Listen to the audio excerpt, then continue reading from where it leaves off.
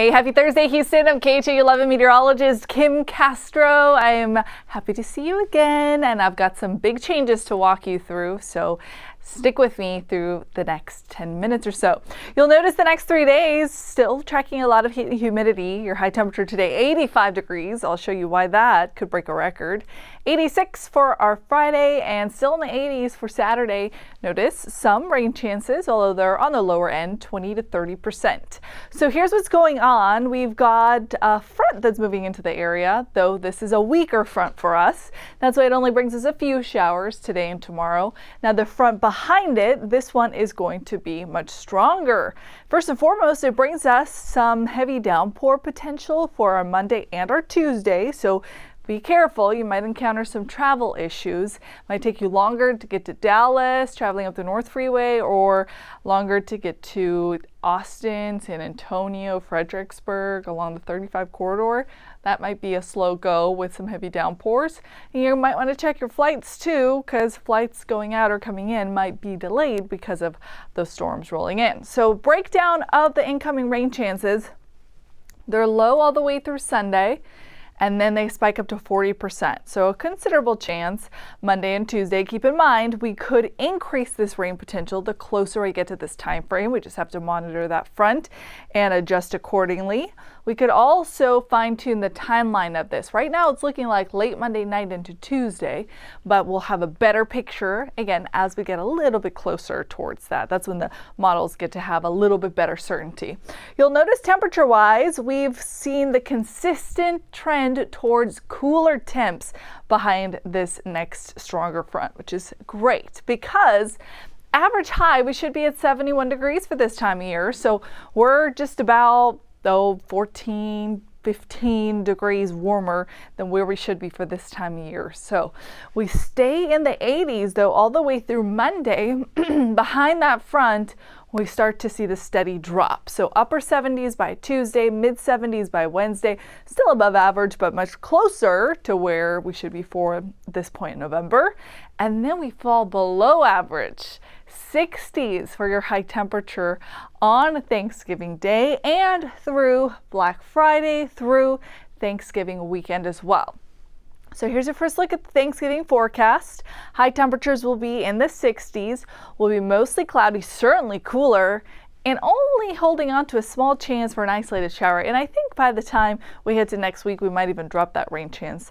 I think we'll just be settling into the cooler air, which will be nice so that we can all be cuddled up inside and gaining all the weight from all of our Thanksgiving meals, as we should be for this time of year. Temperature outlook shows that cooler feel is going to stick around a little bit. So through the end of November into the start of December, we're tracking colder than normal temps for a good chunk of the state, just slightly above average for South Texas, for Florida, and for the West Coast. Everywhere else, either right where they should be, which is the gray area, which is equal chances, or colder than normal. In terms of the rain potential, looks like a good chunk of us also stand to see some above average rain potential, with again the exception of the West Coast and the desert Southwest. So that's where drier than normal conditions are likely to prevail. Radar right now shows us not much happening. We had this lone shower moving up from the east part of the Beltway towards 5969. Tried to get to Cleveland, didn't quite make it there. That's nothing compared to what's going on to our north and west. So Dallas getting hit with some pretty heavy downpour. So I'll take a closer zoom there. In fact, they actually have this, there we go, this flash flood warning up. Notice they not only have heavy rain, they've got frequent lightning, and they're looking out for the potential of excess rain that's not draining, that could lead to issues on the roadways until 1:30 in the afternoon. You'll notice there's another area I wanted to show you.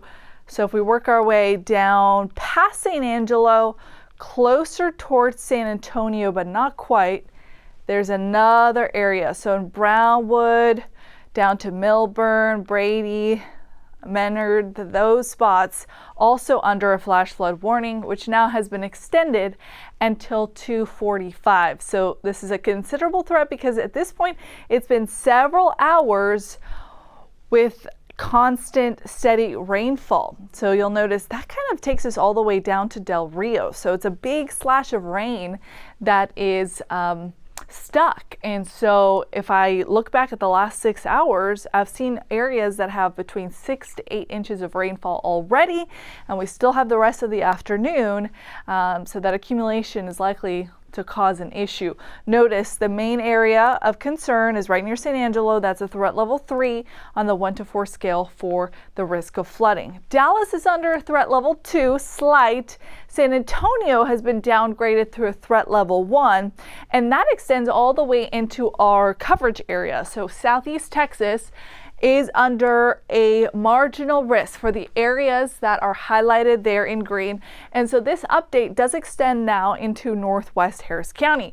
This morning it didn't. So there is a chance that some of these storms try to work their way into our northern and western cities and counties. Brenham, Columbus, Spring, Cleveland, Huntsville, Livingston. So you'll have to watch for that. The highest potential of that happening is likely this evening. So the models are hinting at between 8 and 10 p.m. tonight, although this particular run just wants to clip Huntsville and Livingston, not seeing too much activity in Harris County until we get to tomorrow. So tomorrow is a day that you do want to carry your umbrella. So between the lunchtime to about 8 o'clock, we are expecting to see a couple of scattered storms, mainly along I-10 and closer to our northern cities and counties. And then Saturday morning, we have another chance for storms all the way through about lunchtime. And the favored area at this point is going to be I-10 and closer to the coastline. So it's a weak front, but it's going to take a couple of days to get out of here. Live look outside shows, we are increasing that heat and humidity. And that's what tends to happen when we have a low pressure system to our west. The tension from that getting closer to us pumps in the breeze from the Gulf. So it's at 9 miles an hour. It's 81 degrees and it feels like 87 with that humidity that is moving in. If you're wondering what the game tonight, if you're going to cheer on our Texans as they take on the Bills, I don't think you're going to have much of an issue by way of showers, but you'll certainly feel the humidity. Not a bad idea, though, to be prepared for an isolated rain shower at 4 or 5 o'clock. But for the most part, it's going to stay pretty warm and humid. You're in the 70s throughout the entirety of the game. Remember, 71 should be the high. 84 is the record to tie or beat, and I think we are going to beat that record today with a forecast high of 85 degrees. If that wasn't warm enough, well, we bump it up to 86 tomorrow. Remember, higher chances of seeing showers inside the loop and the beltway tomorrow. That's why it bumped us up from 20 to 30% chance for showers on our Friday. So just keep that umbrella in the back seat in case you have some plans that you're trying to get to. 20% chance isolated rain possible for Saturday or Sunday, but I don't think the afternoon plans are going to be inhibited by any means.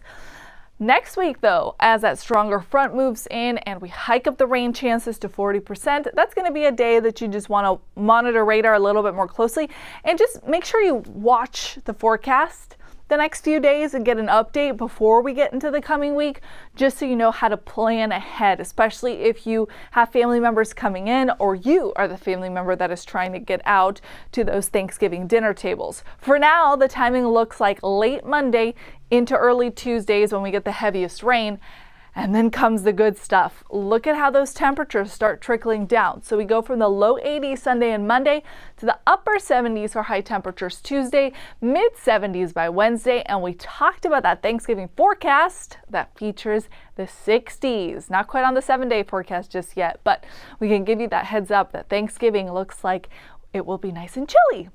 We have our next update for you on the TV side coming up at 4 o'clock in the afternoon with meteorologist Chris Ramirez. And then our chief is back tonight. He'll walk you through the forecast at 5, 6, and 10 p.m. Have an awesome Thursday.